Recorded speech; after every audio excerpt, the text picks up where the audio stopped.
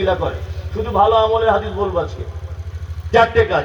এক, আল মারাতু ইজা সাল্লাত খামসাহা, 5 ওয়াক্ত নামাজ পড়বে একজন মহিলা। কতদিন পড়বে এক মাসে? কেউ পড়বে 23 দিন, কেউ পড়বে 25 দিন, কেউ পড়বে 27 দিন। বাকি যে দিনগুলো আল্লাহ ছুটি দিয়ে দিয়েছে, কাজা করা লাগবে না, আপনি ইশারাতে বুঝে নেন ছুটি, তাই না? ওসামাত শাহরাহা, 1 মাস রোজা রাখবে। তবে রোজার মাসে যদি এরকম অসুখে পড়ে যায় তাহলে রোজা কাজা করে নিতে হবে, রোজা ছুট নেই, অন্য সময় করে দিতে হবে। আর 3, আতাআত বালাহা, আর স্বামীর সাথে সদ্ব্যবহার করবে একজন নারী। আপনাদের এখানে করে তো আসামের মেয়েরা? এরকম করছে একজন চাচা আমার, মানে খুব বিপদে আছে লোকটা। চাচা আমার খুব বিপদে আছে, স্বামীর সেবা করে না তো? করে না। আর সেবা না করারও কারণ আছে। প্রথমে আপনাকে একটা চমৎকার হাদিস বলি। হাদিস বর্ণনা করছেন কে? আয়েশা সিদ্দিকা রাদিয়াল্লাহু তাআলা আনহা। হাদিস বর্ণনা করছেন তিনি কি বলছেন? আমাদের স্বামী স্ত্রী বর্তমান অবস্থা আর আল্লাহর নবীদের স্বামী স্ত্রী কি সম্পর্ক ছিল? আম্মা জান আয়েশা বলছেন, যে গেলাসে আমি পানি পান করিতাম, পান করা হয়ে গেলে নবীকে দিতাম, দেখিতাম আমি অগণিজ নয়নেতে, ওখানে মুখ লাগাইয়া নবী পান করিতেন। গোস্ত খেয়ে হাড্ডি গুলো ফেলিয়া দিতাম, চুষে চুষে খেত নবী চোখেতে দেখিতাম। আম্মা জান আয়েশা বলছেন, আল্লাহ নবী আমাকে এত ভালোবাসতেন, এত মহব্বত করতেন, আমাকে এত বেশি পিয়ার করতেন।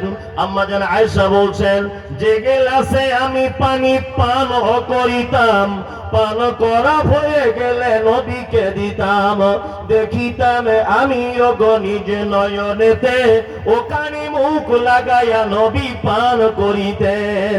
আম্মা জান আয়েশা বলছেন, আমি যেখানে গ্লাসে মুখ লাগিয়ে পানি পান করেছি, আমি গ্লাসটাকে রেখে দিয়েছি, আল্লাহ নবীকে দেখেছি। আমি যে জায়গায় মুখ লাগিয়ে পানি পান করেছি, নবী আমার ওই জায়গাটায় মুখ লাগিয়ে তিনি পানি পান করতেন।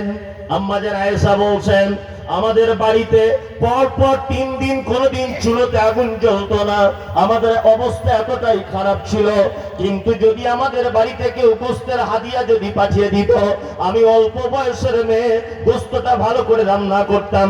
আল্লাহর নবী আর আমি দুজন খেতে বসেছি। আম্মা জান আয়েশা বলছেন, গোস্ত খেয়ে হাড্ডি গুলো ফেলিয়া দিতাম, চুষে চুষে খেত নবী চোখেতে দেখিতাম। আল্লাহ নবী আমাকে এত ভালোবাসতেন, আমি গোস্তটা খাওয়ার পরে হাড্ডিটা দস্তরখানের উপরে ফেলে দিয়েছি। আল্লাহ নবীকে দেখেছি, ওই হাড্ডিটা আমার দস্তরখান থেকে তুলে নিয়ে নবী আমার মুখের ভিতরে দিয়ে চিবিয়ে চিবিয়ে রস বার করে করে তিনি খেতে এত ভালোবাসতেন। আল্লাহু আকবার। স্বামী স্ত্রী, আপনার স্ত্রী আপনার আঁটু খায়, ও হারাম করে বিড়ি টানে, চি চি আস্তাগফিরুল্লাহ, আর দাঁত গুলো মনে হচ্ছে তরমুজের বিচি। মানে আসামের পান গুটকা খেয়ে খেয়ে মানে দাঁত গুলোকে আলকাতরার মতো করে দিয়েছে। ওর বউ যে ওর কাছে থাকে তো এটা আলহামদুলিল্লাহ, বললাম বুঝলেন তো? ওর বউ যে ওর কাছে থাকে এটা আলহামদুলিল্লাহ। তবে আমি যারা পান বিড়ি গুটকা এগুলো খাচ্ছেন, আমি আপনাদের উদ্দেশ্যে একটা মাত্র কথা বলবো। দেখুন, দাঁত কিন্তু আল্লাহ আপনাকে ওই কালারের দেয়নি। দাঁত কি কালারে দিয়েছিল? সাদা। আপনি কি কালারে করলেন? কালা। আর কবরে যদি ফেরেশতারা জিজ্ঞেস করে তোর নাম কি, যদি হা করে একবার, দাঁত দেখে কি বলবে? মানে অন্য কোনো প্রাণী মনে হয়। হ্যাঁ, দাঁত গুলো ওয়াশ করে তওবা করে ফেরত আসুন। প্রতিটা নিয়ামত হিসাব লাগবে। হাত, চোখ, নাক, দাঁত, জিভ, সমস্ত নিয়ামতের হিসাব দিতে হবে।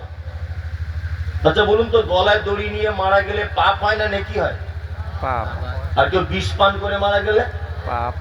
কেউ লোকটা জানাজা পড়ে সহজে, সবাই আমরা জানি যে জাহান্নামে যাবে, তাই না? একটা লোক বিড়ি টানতে টানতে তার ক্যান্সার হয়েছে, বলুন তো এই লোকটা কোথায় যাবে? ও জাহান্নামে যাবে। ও বিষ পান করে যদি মারা গিয়ে জাহান্নামে যায়, এ বিড়ি টানার কারণে কেউ যদি ক্যান্সারে আক্রান্ত হয়ে মারা যায় এও যাবে জাহান্নামে। কারণ এ নিজের ক্যান্সারকে নিজে ডেকে নিয়ে এসেছে, এটা আত্মহত্যার পাপ। কি বলছি বুঝতে পারছেন? আরে জর্দা কোম্পানি লিখে দিয়েছে এটা খেলে ক্যান্সার হয়, তুমি খাবে কেন? হে, পৃথিবীর কোন খাবার আছে যে বাথরুমে টয়লেটে বসে খাওয়া যায়? একটা খাবার আছে, খুব দামি খাবার, হ্যাঁ, টয়লেটে। শীতকালে দেখবেন ধোঁয়া বার হচ্ছে চারিদিকে, মনে হচ্ছে ইটের ভাটা চলছে। আস্তাগফিরুল্লাহ। আর এরকম কিছু লোক আছে। আচ্ছা বলুন, কাঁচা পেঁয়াজ আর কাঁচা রসুন খেয়ে জুম্মার দিনে বা নামাজের টাইমে মসজিদে যাওয়া যায়? যায় না, যায় না। কারণ আল্লাহর নবী বলেছেন তোমার মুখ দিয়ে দুর্গন্ধ বার হয় আর ফেরেশতারা কষ্ট পায়, এই জন্য তুমি কাঁচা পেঁয়াজ আর কাঁচা রসুন খেয়ে মসজিদে যাবে না। তুমি যদি যাও 2-4 ঘন্টা আগে খেয়েছো, একটু ব্রাশ করে দাঁতন করে মুখটাকে সাফ করে তবে যাও। ডাইরেক্ট পেঁয়াজ রসুন খেয়ে মসজিদে নামাজ পড়তে যেও না, মুসল্লিরও কষ্ট হবে, ফেরেশতাদেরও কষ্ট হবে। আচ্ছা, রসুন আর পেঁয়াজ খাওয়া জায়েজ না না জায়েজ? জায়েজ। একটা জায়েজ খাদ্য জিনিস আল্লাহর নবী খেয়ে মসজিদে যেতে মানা করছেন, যাতে মুখে গন্ধ না বার হয়, তাই তো? তুমি যে বিড়ি টেনে ঢুকিয়ে মসজিদে, তোমার উপায় কি হবে? পেঁয়াজ জায়েজ জিনিস যদি খেয়ে মসজিদে ঢোকা মানা হয়, তাহলে ও বিড়ি টেনে যে ঢুকছে, ওর যে মুখে গন্ধ, তার নামাজিদের ফেরেশতাদের কষ্ট হবে কি হবে না? হবে। দূরে থাকবে, এর থেকে দূরে থাকবে। আমি হারাম হালাল ফতোয়া দিইনি, আমি বলেছি খারাপ জিনিস থেকে দূরে থাকো। ইনশাআল্লাহ চেষ্টা করব, ইনশাআল্লাহ ইনশাআল্লাহ ইনশাআল্লাহ চেষ্টা করব। আল্লাহ নবী সাল্লাল্লাহু আলাইহি ওয়াসাল্লামের হাদিস বলতে বলতে মেয়েদের ব্যাপারে 3 নম্বর হাদিসটা এসেছি কি? ওয়াতাআত বালাহা, স্বামীর সঙ্গে সৎ ব্যবহার করতে হবে, খুব সুন্দর ব্যবহার করতে হবে। মেয়েদের কথা বলছি আল্লাহ নবী সাল্লাল্লাহু আলাইহি ওয়াসাল্লাম। তারপরে কি বলছেন আল্লাহ রাসূল? ওয়া আহসানাত ফারজাহা, একজন মহিলা যদি জান্নাত যেতে চায়, সে যেন তার লজ্জাস্থানের হেফাজত করে, সে যেন পর্দা করে। কি করে? পর্দা।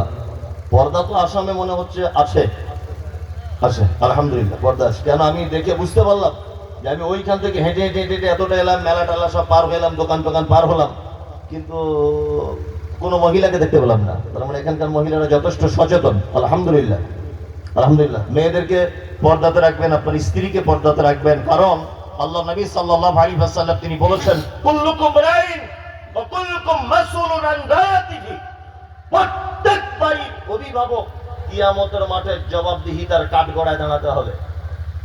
তার বেটি সম্পর্কে, তার বেটা সম্পর্কে, তার স্ত্রী সম্পর্কে, তার বোন সম্পর্কে, তার ভাই, তার আব্বা না থাকলে সব জবাবদিহি দিতে হবে। কার দরবারে? কার? আল্লাহর দরবারে জবাবদিহি দিতে হবে। খুব কঠিন জটিল ব্যাপার। ওয়াহসানাত ফারজাহা, মুহাম্মদ সাল্লাল্লাহু আলাইহি ওয়াসাল্লাম তিনি বলছেন কি? লজ্জাস্থানে হেফাজত করে নাও। কেমন হেফাজত করবে?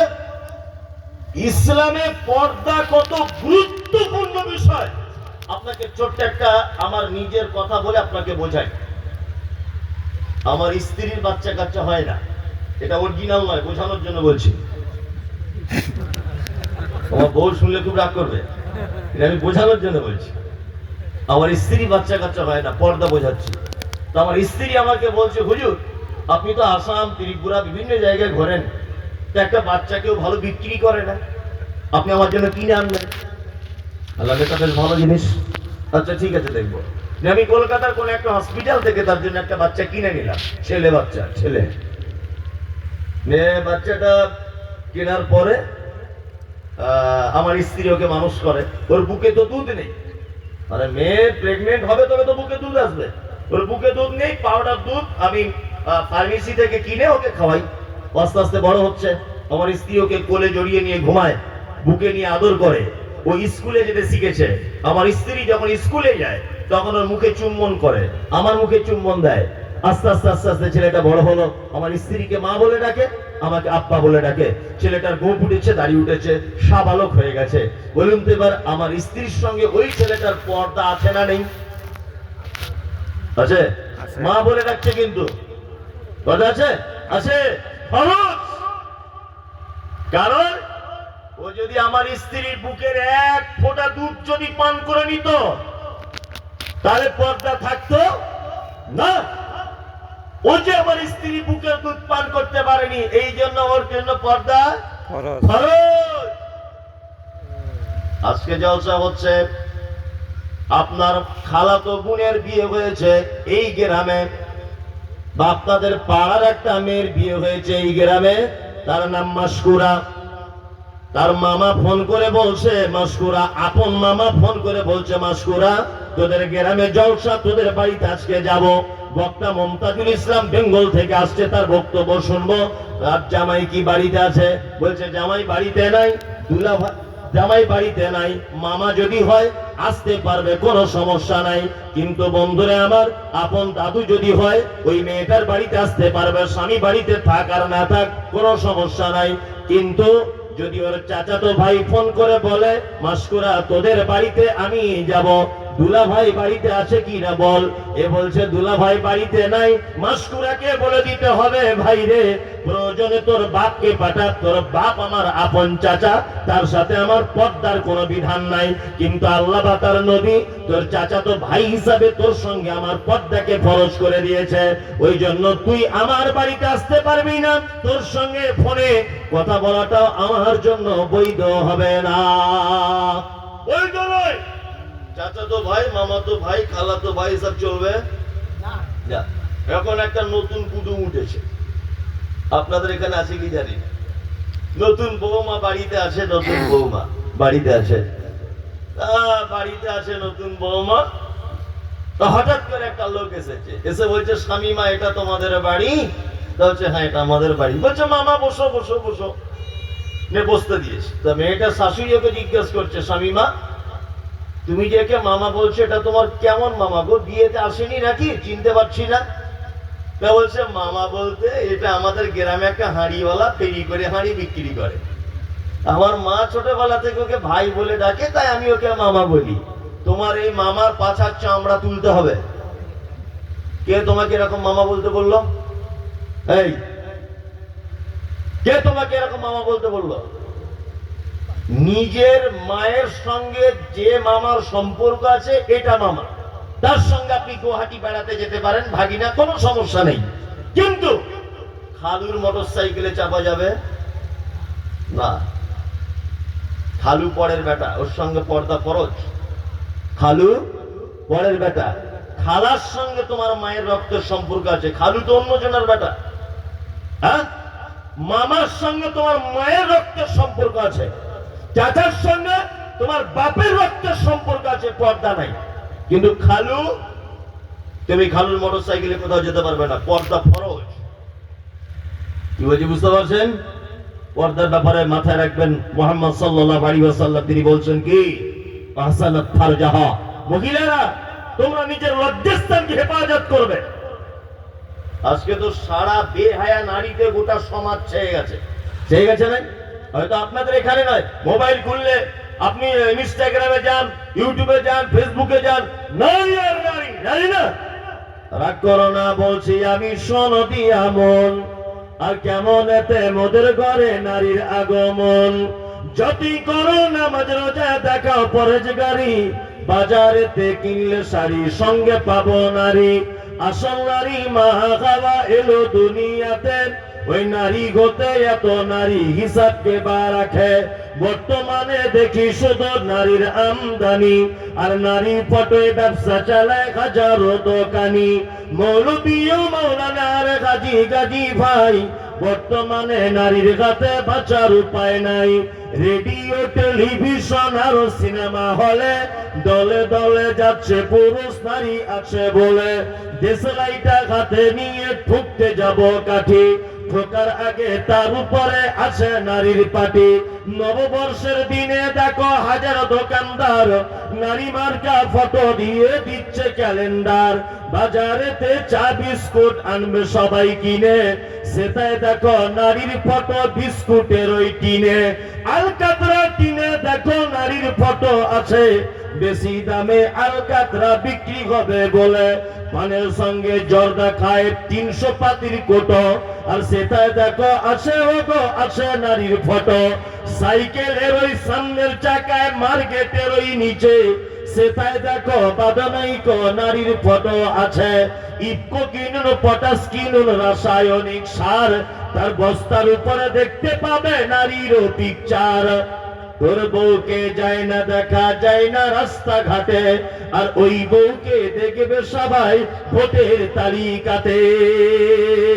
আল্লাহ নবী বললেন ওয়াসালাত ফারজাহাত, ও জগতের যত নারীরা তোমরা যদি জান্নাতে যদি প্রবেশ করতে যাও তাহলে তোমাদের 4 নম্বরের গুণ হলো তুমি তোমার লজ্জাস্থানে হেফাজত করে নাও। ফাতাদখুল মিন আইয়াবুবিল জান্নাতি সাআত, তাহলে জান্নাতের 8টা দরজার যে কোনো দরজা দিয়ে তোমাকে প্রবেশ করিয়ে দেওয়া হবে, কেউ তোমাকে বাধা দেওয়ার লোক থাকবে না, কেউ বাধা দিবে না। কি বলছি বুঝতে পারছেন? এর 4টে নারীর ভালো গুণ বলে দিলাম, বাড়িতে আপনার স্ত্রীকে বলে দিবেন ইনশাআল্লাহ। কি কি বলেছি বলুন? ওইটাই মনে, নামাজ রোজার আমির খিদমতার পর্দা। আলহামদুলিল্লাহ ঠিক বলেছেন। চলুন এবার আপনাদের একটা হাদিস বলি, ভালো কাজের হাদিস, শুধু ভালো কাজের। এক, আল্লাহ নবী সাল্লাল্লাহু আলাইহি ওয়াসাল্লাম তিনি বলছেন হাক্কুল মুসলিম আলাল মুসলিমি খামসুন রাদ্দুস সালাম। এক মুসলমান আর এক মুসলমানের সঙ্গে দেখা হলে কি বলবে? সালাম, আসসালামু আলাইকুম বলতে হবে। প্রথম নম্বর ভালো কাজ। হুজুর সালাম দেওয়ার কিছু পদ্ধতি বলে দেন, পদ্ধতি শিখে নেন। ছোট বড়কে দিবে না বড় ছোটকে দিবে? সালাম বয়সের যার কম সে সালাম দিবে বয়স্ক লোককে, না বয়স্ক লোক ছোটকে দিবে? কোনটা যা আগে দেখা হবে, ছোট বড়কে দিবে, তাই না? অনেক সময় বড় ছোটকে দিবে তাকে আদব শেখানোর জন্য। অনেক সময় আমরা 4 জন, এরা 8 জন, কে কাকে সালাম দিবে? 4 জন লোক 8 জনকে দিবে। আমরা 4 জন বসে আছি আর আপনারা 3 জন মোটরসাইকেলে চলে যাচ্ছেন, কে কাকে দিবে? মোটরসাইকেল ওয়ালা। ভালো করে বুঝুন, আমরা বসে আছি আর আপনারা চলে যাচ্ছেন গাড়ি করে, কে কাকে দিবে? যে চলে যাচ্ছে ও সালাম দিবে বসে থাকা লোকগুলোকে, মনে থাকবে? আচ্ছা, আর একটা কথা বলি, আজকে দেখলাম, আজকে একটা ভুল আপনাদেরকে সংশোধন করে দিই। আমি ঘরে বসেছিলাম, ওই ভাইয়ের নামটা জানি না, যার বাড়িতে ছিলাম আমি, আখিরুল ভাইয়ের বাড়িতে ছিলাম।